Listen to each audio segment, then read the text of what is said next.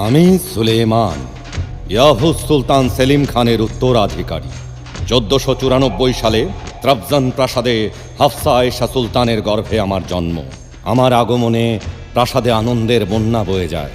আমার 3 ভাই ওরহান, মুসা আর কর্কুত ভয়ঙ্কর মহামারীতে মারা যায়। প্রিয় সহোদরদের হারানোর বেদনা বুকে নিয়েই কেটেছে আমার শৈশব। আমি সুলেমান, ত্রাবজানের প্রাসাদে রুমির কাছে আমার হাতে খড়ি।